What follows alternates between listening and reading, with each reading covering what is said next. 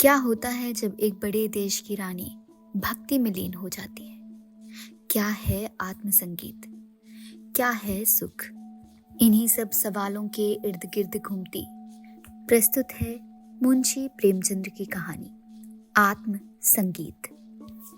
आधी रात का समय, नदी का किनारा, आकाश में तारे स्थिर और नदी में उनका प्रतिबिंब लहरों के साथ चंचल। एक स्वर्गीय संगीत की मनोहर और जीवनदायिनी प्राण पोषणी ध्वनियां इस निस्तंभ और तमोमय दृश्य पर इस प्रकार छा रही थी जैसे हृदय पर आशाएं छाई रहती हैं या मुखमंडल पर शोक। रानी मनोरमा ने आज गुरु दीक्षा ली थी।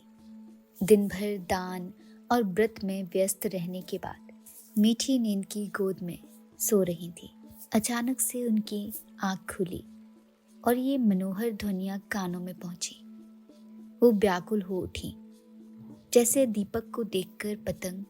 वो अधीर हो उठी, जैसे खांड की गंध पाकर चींटी।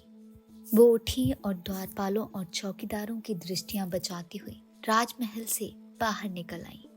जैसे वेदनापूर्ण क्रंदन सुनकर आंखों से आंसू निकल जाते हैं।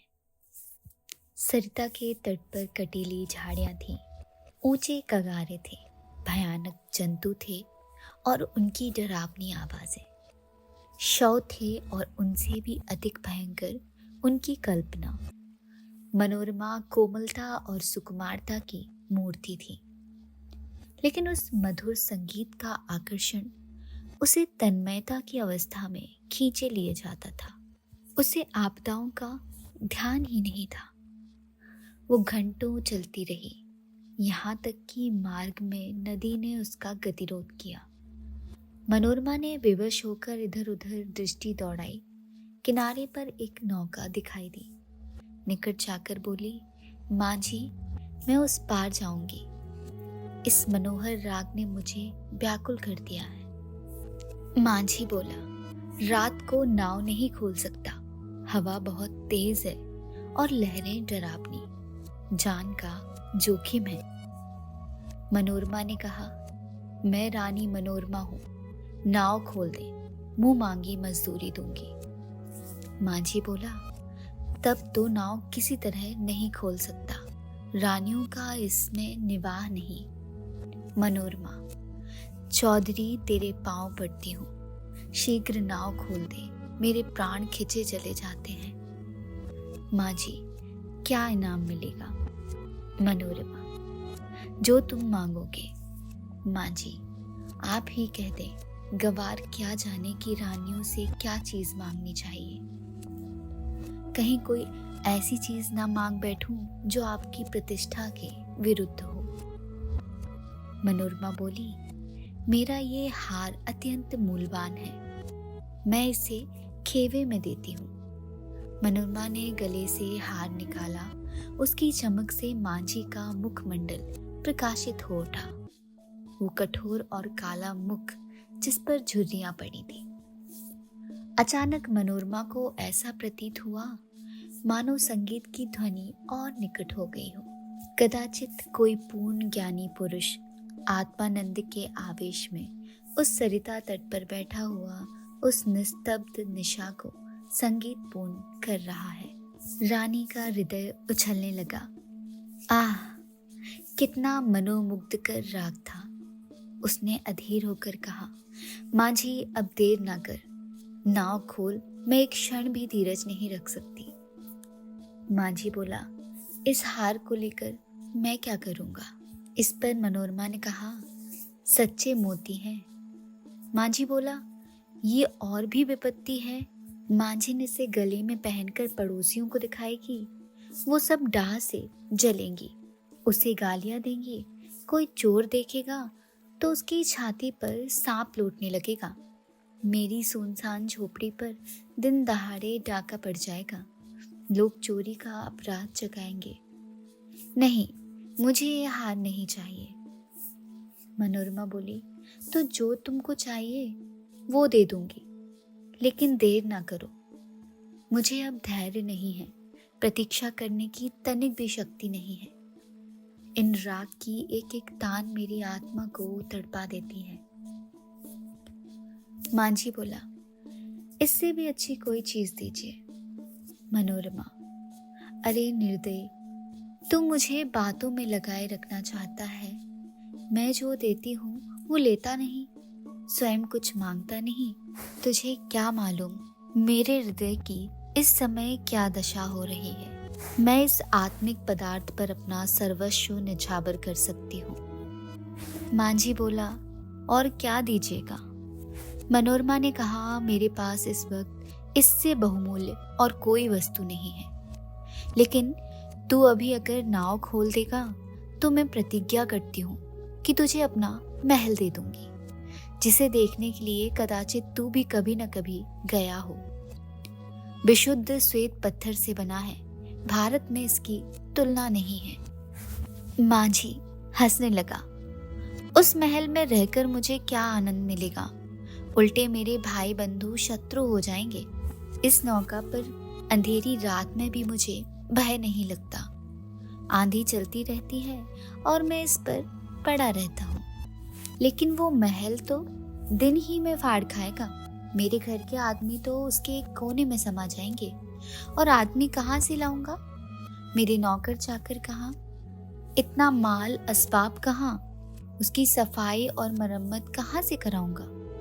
उसकी फुलवारियां सूख जाएंगी, उसकी क्यारियों में गीदड़ बोलेंगे और अटारियों पर कबूतर और अबाबीलें घोंसले बना लेंगी।